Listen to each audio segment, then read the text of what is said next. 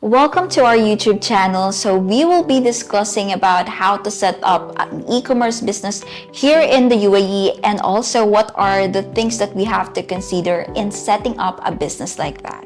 And take note that we will be having a special guest where he can share a valuable information about setting up an e-commerce business here in the UAE. So the first one that we have to consider is the business approach and e-commerce platform. There is a lot of suited approach or business approach that you can use in your business, as well as e-commerce platform where it can lead customer satisfaction and leads conversion. So the second that we have to consider is the e-commerce catalog management. So the catalog page is a vital part in e-commerce, and it is where the customer decides to buy.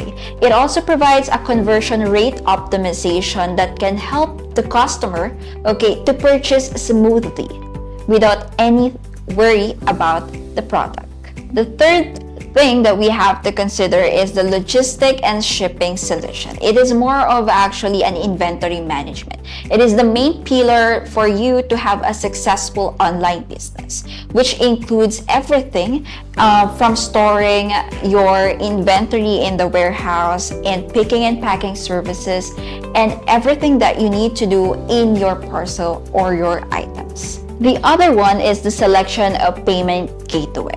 This is actually about thinking about which gateway or payment gateway that needs or that suits on your business.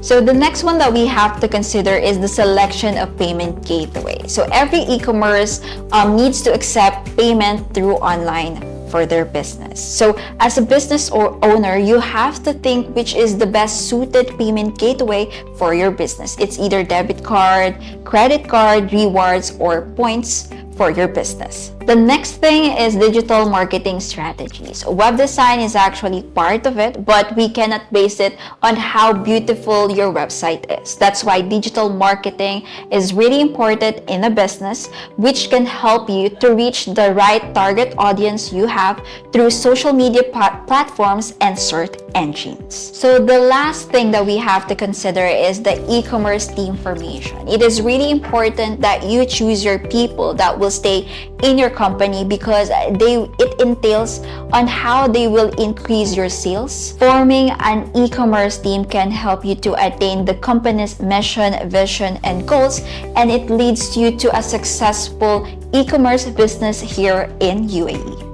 Let me introduce you today the founder of Vanguard, Mr. Heyman Katyal, which he helped a lot of e-commerce business in the UAE. He is the right person to call whenever we need something about business setup, banking, and any business here in the UAE. So let's begin and discuss the important things in setting up an e-commerce business here in the UAE. So Mr. Heyman, I would like to ask you, what is the first step or plan that the person that needs to do whenever setting up an e-commerce business here in the UAE? The first thing which any investor or any entrepreneur considers before starting up an e-commerce business or many other business activities in UAE is whether you should go for a mainland company or a free zone company. So since Mr. Heyman, not all people have the knowledge about the mainland and free zone, can you explain or can you tell us about the difference between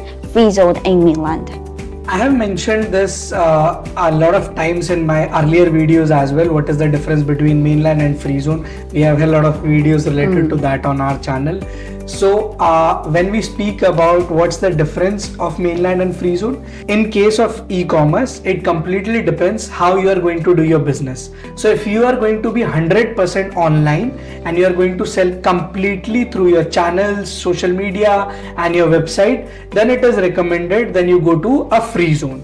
But in case you are going to open a shop and office plus sell on e-commerce online websites, then it is recommended that you form a mainland company.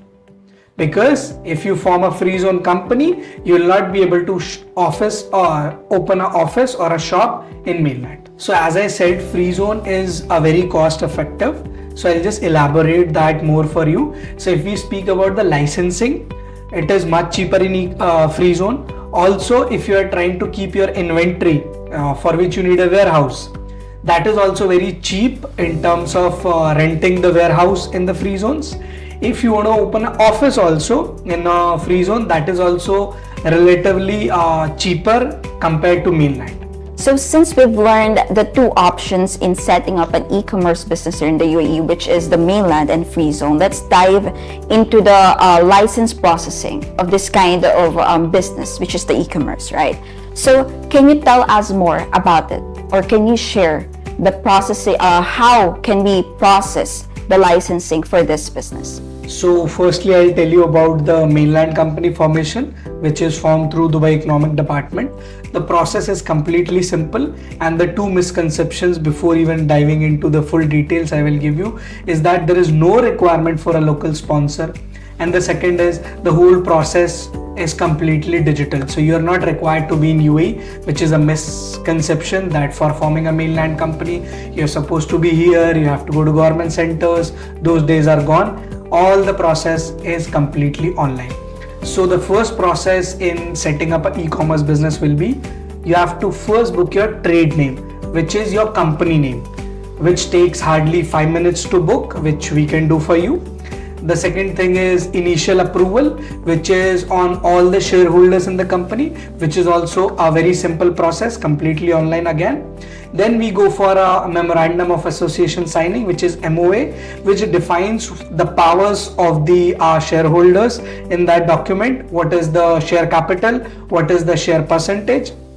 That is also signed online. And after that, you have to decide whether you are going for a virtual office or a proper office. If you are going for a proper office, you have to provide us with the ijari of that particular office. If you are going for a virtual office, Vanguard has its own business center. We can give you a virtual office. Through that, we will get a payment voucher, which is kind of a license fee. After paying that license fee, your license will be issued. So just to summary up for you, the first thing is trade name. The second thing is initial approval. Third thing is MOA. These all three things can be done in a matter of 1 or 2 hours. Depending, sometimes the initial approval can go for a security check. Otherwise, all these three things can be done in 1 or 2 hours. After that, you provide ijari. If we are providing ijari, that also takes hardly 1 hour. And then we will get the license fee, and your license can be issued within 24 hours. Now about the free zone. Free zone process is also completely online. It's completely digital. Again, the process is more or less same. First we have to book the name. So you have to give us the name, and then we will submit the name to the authorities with basic documents, same in mainland, which is the documents, passport and passport size picture. And then you have to do a video KYC in which you will say that I am the shareholder and I'm forming this company. In case of free zone, there is no typical signing of memorandum depending upon free zone to free zone. So once you give the name, you do the KYC. Within 45 minutes, some of the free zones give the license, and some of the free zones can take up to 1 or 2 days to issue the license. So summary up again, in case of free zone, the first thing, you have to give the name, which is your company name, then doing the online KYC, and that's all. Within 1 to 2 days, depending upon the free zone, you will get your license. So we talk about the licensing processing here in e-commerce business in the UAE, right? So now, how about the employee visa processing, or how can they get it? How can they apply, especially for the employee and the shareholder? So basically, regarding the resident visa process on the company, so you can take 2 types of visas. The first is the shareholder visas, which is for the partners or the shareholders of the company. And the second type can be that your employees can take visa under the company. So the shareholder visa is only given to the people who have shareholding in the company, and the process is simple. You can apply for the visa. If you are mainland, you will apply through us, through DED, and we will get you the visa. In case of free zone, again you will apply through the business consultant. On the portal, we will apply for you the investor visa, and the fees is different for an investor visa in case of mainland and in case of free zone. Coming to the employment visa, the process is same. Again, it has to be applied through, in case of mainland, through DED, and in case of free zone, through the business consultant portal. But there is a major difference in case of employment visa. In case of employment visa in mainland and free zone is, in case of mainland, we have to open a labor file, and you have to have a proper office in place where the labor department gives a visit and gives you a certain level of visa quota. So once you get the visa quota and your labor file opened, you can apply as many as employees depending upon your visa quota. But in case of free zone, your license package defines, there is no visit or something like that. It is just if you have taken a 3 visa allocation, you have taken 6 visa allocation, depending upon that you can issue whether a shareholder visa or whether an employment visa. So whether they choose mainland and free zone for their business. So can you share us about how will they determine which office or warehouse they need to consider in starting up an e-commerce business here in the UAE, Mr. Hemant? So in case of office space, if you are a mainland company, the whole universe is open for you. I mean, the whole Dubai is open for you. If you are a Dubai mainland company, you can choose anywhere in Dubai to open your office and you can operate from there. In case of a free zone, you have certain jurisdiction where you can take office depending upon the availability from that free zone, because most of the times we have seen that the free zone, that particular free zone is not having the availability for that office because they have a small space to offer to you. But in case of mainland, you have a big city to offer to you. Exactly. So in that case, you can take only in that jurisdiction, that particular jurisdiction, but it is relatively cheaper than mainland because you are a little bit away from the city, except some of the free zones. So that is about the office space. If you are saying warehouse, that is very, very important thing, because some of the free zones don't have allowed or providing any NOC to open your warehouse, and they don't have the space for the warehouse as well. So in that case, you have to choose your free zone precisely which offers the warehouse facility.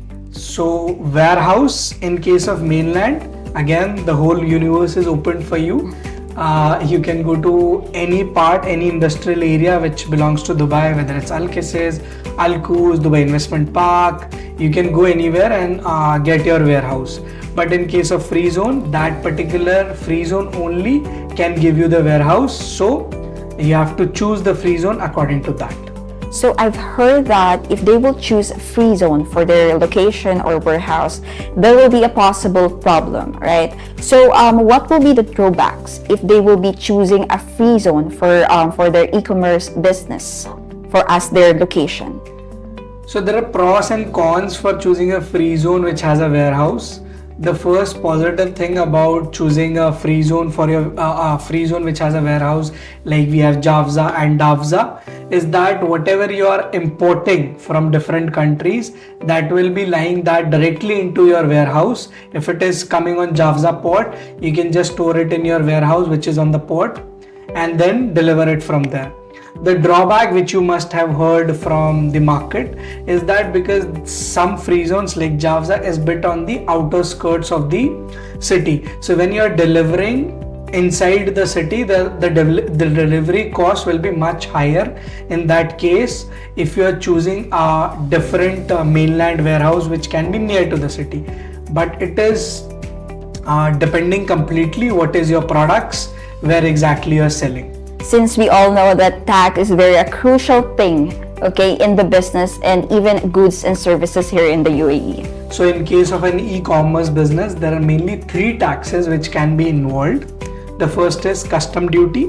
So if you are bringing your goods outside the country into the UAE, then you have to clear your goods on the customs, and as per what products are there, you have to pay the custom duties. So this is the first thing. Then when you're trying to sell inside UAE or you're selling inside UAE, you have to charge your clients, your customers with a 5% VAT, the value added tax, if you're selling inside UAE. If you're selling outside UAE, it is not applicable. Now the third tax is on your profits. So whatever revenue you generate, and after the expenses and everything, whatever is your net profit, you have to pay a 9% corporate tax on that.